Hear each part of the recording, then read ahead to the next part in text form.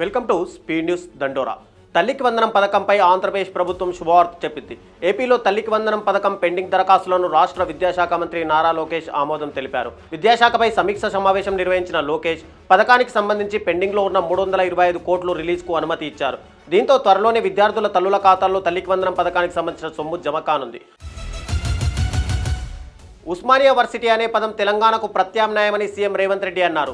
ఈ రెండు అవిభక్త కవలు లాంటివన్నారు. ఉస్మానియా వర్సిటీలో 90 కోట్లతో నిర్మించిన భవనాలకు సీఎం రేవంత్ రెడ్డి ప్రారంభించారు. పివి నరసింహారావు, చెన్నారెడ్డి, జైపాల్ రెడ్డి ఉస్మానియా వర్సిటీ నుంచి వచ్చిన వారే అని, తెలంగాణలో ఏదైనా సమస్య వచ్చినా ఉద్యమానికి పురిటిగడ్డ ఉస్మానియా వర్సిటీయే అని, చదువుతో పాటు పోరాటాన్ని నేర్పింది ఉస్మానియా అని కొనియాడారు.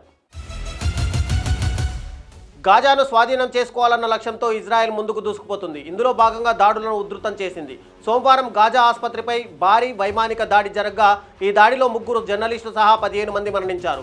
నాసర్ ఆసుపత్రిలోని 4వ అంతస్తుపై దాడి జరిగిందని, రెస్క్యూ సిబ్బంది పైకి వెళ్లేలోపు రెండో క్షిపణి దాడి జరిగిందని, ఈ ఘటనలో పలువురు గాయపడినట్లు గాజా ఆరోగ్య మంత్రిత్వ శాఖ తెలిపింది.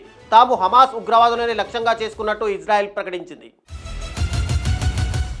పహల్గామ్ ఉగ్రదాడి తర్వాత ఇండస్ వాటర్ ట్రీటీ నిలిచిపోయినప్పటికీ భారత్ తన మానవత్వాన్ని చాటుకుంది. భారత్ పాకిస్తాన్కు తబీ నదిలో సంభవించబోయే వరద గురించి హెచ్చరికలు జారీ చేసింది.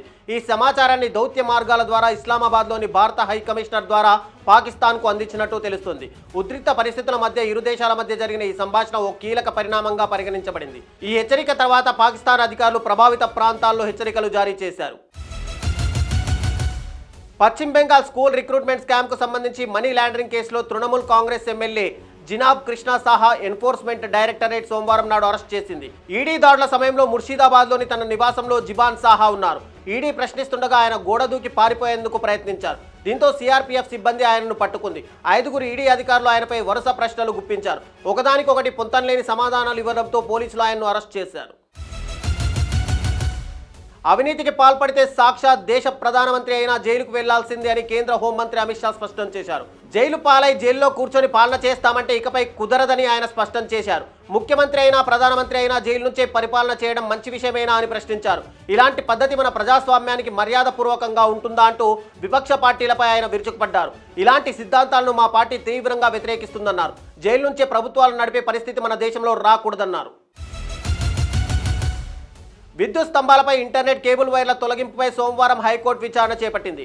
ఇటీవల రామంతపూర్ విద్యుత్ ప్రమాద ఘటనలో 5 ప్రాణాలు కోల్పోగా విద్యుత్ స్తంభాలపై ఉన్న కేబుళ్ల వల్లనే ప్రమాదం చోటు చేసుకున్నట్టు పోలీసులు ప్రాథమికంగా నిర్ధారించారు. ఈ క్రమంలో జీహెచ్ఎంసీ వ్యాప్తంగా విద్యుత్ స్తంభాలపై ఉన్న కేబుళ్లను సిబ్బంది తొలగిస్తున్నారు. దీంతో ఎయిర్టెల్ హైకోర్టులో పిటిషన్ దాఖలు చేసింది. అనుమతి తీసుకున్న కేబుళ్లను సైతం తొలగిస్తున్నారని సంస్థ తరపు న్యాయవాది కోర్టుకు వివరించగా అనుమతి లేని కేబుళ్లను తొలగించవచ్చని హైకోర్టు ఆదేశించింది. తదుపరి విచారణను వాయిదా వేసింది.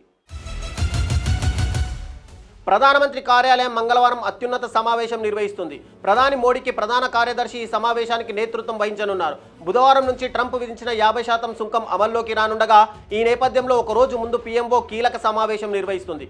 అధిక సుంకాల కారణంగా ఎదురయ్యే సమస్యల గురించి చర్చించనున్నారు. 50% సుంకాల కారణంగా సమస్యలు తలెత్తుతాయని భారత్ భావిస్తోంది.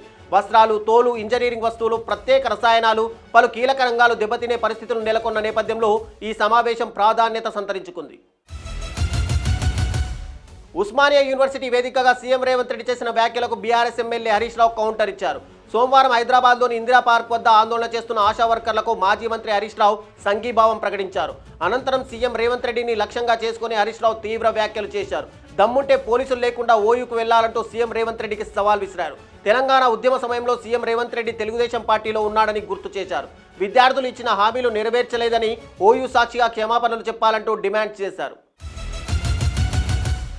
దేశ రాజధాని ఢిల్లీ ప్రయాణికులకు భారీ షాక్ తగిలింది. మెట్రో ఛార్జీలు భారీగా పెంచుతూ అక్కడి అధికారులు నిర్ణయం తీసుకున్నారు. ట్రాఫిక్ రద్దీ నుంచి ఊరట చెందుతూ వేగంగా ప్రయాణించేందుకు మెట్రోను ఆశ్రయిస్తుంటే ధరల పెరుగుదల ప్రయాణికులకు భారీ భారంగా మారుతుంది. 11 నుంచి 64 రూపాయలు పెంచుతూ ఉత్తర్వులు జారీ చేశారు. అంతేకాకుండా సోమవారం నుంచి పెంచిన ధరలు అమల్లోకి వచ్చాయి. దాదాపు 8 సంవత్సరాల తర్వాత ఢిల్లీ మెట్రో ఛార్జీలు పెంచగా గతంలో 2017లో ఛార్జీలను పెంచి ఇప్పుడు మళ్లీ పెంచుతూ నిర్ణయం తీసుకుంది. ఆంధ్రప్రదేశ్ అసెంబ్లీ డిప్యూటీ స్పీకర్ రఘురామకృష్ణరాజుకు సుప్రీంకోర్టులో ఊరట లభించింది. తనపై హైదరాబాద్లో దాఖలైన ఎఫ్ఐఆర్ను సుప్రీంకోర్టు కొట్టేసింది. అయితే ఏపీ కానిస్టేబుల్పై దాడి జరిగిందంటూ రఘురామకృష్ణరాజు, అతని కార్యాలయ సిబ్బందిపై గతంలో ఎఫ్ఐఆర్ దాఖలైంది. అయితే ఈ కేసును తాను కొనసాగించదలుచుకోవడం లేదంటూ సదరు కానిస్టేబుల్ సుప్రీంకోర్టులో అఫిడవిట్ దాఖలు చేశారు. ఆ అఫిడవిట్ను పరిగణలోకి తీసుకున్న ధర్మాసనం డిప్యూటీ స్పీకర్ రఘురామకృష్ణరాజుపై దాఖలైన ఎఫ్ఐఆర్ను కొట్టివేస్తూ తీర్పు వెలువరించింది. ఇవి స్పీడ్ న్యూస్ దండోరా విశేషాలు. మరిన్ని వార్తల కోసం చూస్తూనే ఉండండి అభినవ్ భారత్.